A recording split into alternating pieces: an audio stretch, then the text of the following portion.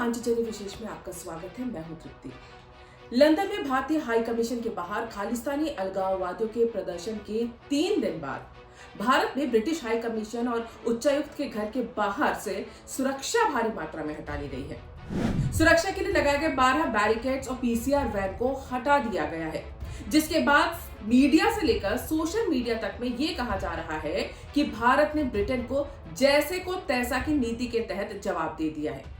कारण बताया जा रहा है कि रविवार को लंदन के भारतीय उच्चायोग के बाहर खालिस्तान समर्थकों के प्रदर्शन और भारत के झंडे को उतारने को लेकर खालिस्तान के झंडे को लगाने की जो असफल कोशिश की गई थी और जिसके वीडियोस भी बहुत वायरल हैं, जिसमें पूरी दुनिया ने ये देखा कि कैसे लंदन में भारतीय उच्चायोग के बाहर ब्रिटेन सरकार ने कोई सुरक्षा व्यवस्था नहीं की थी। भारत के झंडे को अपमान से बचाने वाले भी भारतीय उच्चायोग के ही एक सदस्य थे, न कि लंदन पुलिस। जबकि किसी भी देश में दूसरे देश के हाई कमीशन, एम्बेसी या कॉन्सुलेट की सुरक्षा की जिम्मेदारी उस देश की सरकार की होती है जो मेजबान होती है। भारत सरकार की तरफ से लंदन में हुई इस हरकत पर कड़ी प्रतिक्रिया दी गई। भारत में ब्रिटिश उच्चायोग के अधिकारियों को तलब करके स्पष्टीकरण भी मांगा गया। बदले में ब्रिटेन सरकार ने लंदन में खालिस्तानियों की इस हरकत को घोर आपत्तिजनक कहकर कड़ी निंदा कर दी, साथ ही इसे अपमानजनक और हर तरह से अस्वीकार्य भी बता दिया। लेकिन भारतीय उच्चायोग के बाहर सुरक्षा को लेकर हुई लापरवाही पर कोई बयान नहीं आया और इसीलिए कहा जा रहा है कि भारत ने दिल्ली के चाणक्यपुरी में स्थित ब्रिटेन उच्चायोग के बाहर से सुरक्षा हटाकर जैसे को तैसा जवाब दिया है। हालांकि सरकार या दिल्ली पुलिस की तरफ से ऐसा कोई आधिकारिक बयान नहीं दिया गया है। वहीं ब्रिटिश उच्चायोग ने भी ये कहा है कि वो सुरक्षा व्यवस्था पर कोई टिप्पणी नहीं करते। वीको वज्रदंती, शायद इसमें आपको टेस्ट का मजा नहीं मिलेगा, झाग का मजा नहीं मिलेगा। अब आप सोचेंगे तो मिलेगा क्या? असर कम प्रॉब्लम्स पर। इसकी 18 जड़ी बूटियां स्वोलन गम्स, ब्लीडिंग गम्स जैसे प्रॉब्लम्स को रखे दूर और दांतों को रखे हेल्दी। मजा नहीं, असर। अब पेस्ट है, पिक्चर का टिकट थोड़ी। वीको वज्रदंती, इंडिया का गम एक्सपर्ट। मजेदार नहीं, असरदार। ब्रिटेन की सरकार, भारत सरकार या दिल्ली पुलिस भले ही इस पे कोई आधिकारिक बयान ना दे, लेकिन माना यही जा रहा है कि भारत ने ब्रिटेन को उसी की कड़वी दवा अच्छी तरह से पिला दी है, क्योंकि आज का भारत कड़ी निंदा पर नहीं बल्कि कड़ी कार्रवाई पर भरोसा करता है। ऐसा इसलिए कहा जा रहा है क्योंकि भारत सरकार की तरफ से ब्रिटेन की खुफिया एजेंसी MI5 को पहले ही चेता दिया गया था कि खालिस्तानी अलगाववादी ब्रिटेन के अंदर किसी भी तरह की अप्रिय घटना या इस तरह की कोई वारदात करने की कोशिश कर सकते हैं। इसके बावजूद भारतीय उच्चायोग की सुरक्षा व्यवस्था का कोई इंतजाम नहीं किया गया और खालिस्तानी अलगाववादियों को हम सब ने देखा कि किस तरह से भारतीय उच्चायोग के सामने वो पहुंच गए थे और प्रदर्शन कर रहे थे और भारत के झंडे को नीचा करने की उन्होंने कोशिश की और एक भी पुलिस वाला वहां पर मौजूद नहीं था। भारत के विरोध में पाकिस्तान के K2 यानी कश्मीर और खालिस्तान प्लान के मोहरे ब्रिटेन, अमेरिका, कनाडा और ऑस्ट्रेलिया में सक्रिय हैं। ऐसे में जानकारी होने के बाद भी लंदन के मेयर सादिक खान, जो पाकिस्तान मूल के हैं, उन्होंने इस पर ध्यान क्यों नहीं दिया? ब्रिटेन में रहने वाले भारतीय इस घटना से बहुत क्रोध में थे।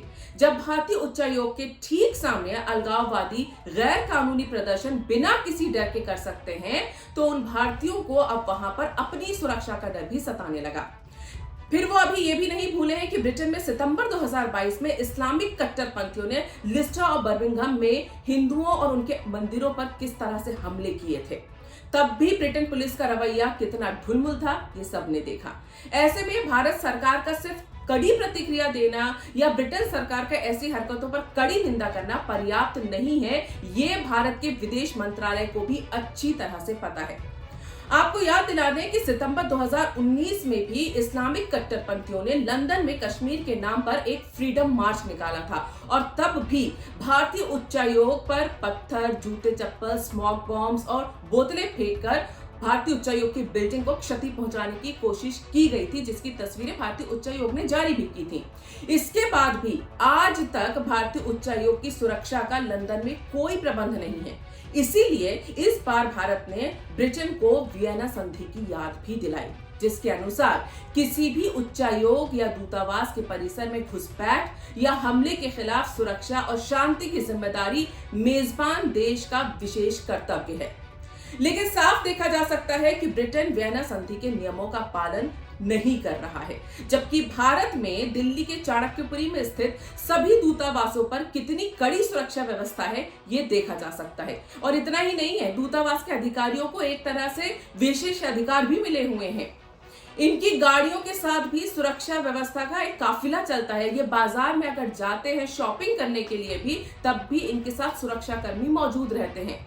गलती करने पर भी इनकी गाड़ियों के कभी चालान नहीं होते, और अगर ये गलत जगह गाड़ी पार्क भी कर देते हैं तो कभी इनकी गाड़ी दिल्ली पुलिस टो भी नहीं करती है। इनको इतने अधिकार यहाँ पर मिले हुए हैं।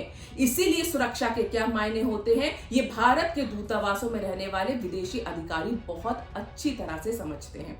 हालांकि ये पहली बार नहीं है कि जब भारत सरकार ने ब्रिटेन को ये समझाया है कि कायदे से रहोगे तो फायदे में रहोगे। हाल ही में जब बीबीसी ने पत्रकारिता के सारे मानदंडों को आग लगाकर देश में आग लगाने वाली गुजरात दंगों पर एक तरफा और द्वेषपूर्ण डॉक्यूमेंट्री बनाई थी, तो भारत की एजेंसियों ने बीबीसी के भारत के लॉ ऑफ लैंड से खिलवाड़ कर पैसा कमाने की सारी पोल और कलई कैसे खोल दी थी सबने देखा। कोरोना काल में भी यूके ने भारत की वैक्सीन सर्टिफिकेट को मान्यता देने से इनकार कर दिया था। तब भारत ने भी यूके के वैक्सीन सर्टिफिकेट को मानने से इनकार कर दिया था और यूके से आने वालों को भारत की गाइडलाइंस के अनुरूप चलने के निर्देश दिए थे। फिर क्या था, फौरन यूके सरकार ने भारत के कोवैक्सीन सर्टिफिकेट को मान्यता देकर भारतीय यात्रियों पर से सारे प्रतिबंध हटा दिए थे। बात चाहे खालिस्तान अलगाववादियों की हो, इस्लामिक कट्टरपंथियों की हो, या फिर चीन प्रेमी विदेशी नेताओं की, ये तो तय है कि इन दिनों भारत विरोधी ताकतों ने यूके, अमेरिका, कनाडा और ऑस्ट्रेलिया को अपना ठिकाना बना रखा है। ऐसे में अब भारत ने भी तय कर लिया है कि कोई भी देश चाहे जियोपॉलिटिकल ग्राउंड पर कितना ही मजबूत क्यों ना हो, भारत या भारतीयों के हितों को ताक पर रखेगा तो करारा जवाब मिलेगा। हमारे इस विशेष में इतना ही। आपको ये वीडियो कैसा लगा कमेंट करके जरूर बताइएगा। धन्यवाद।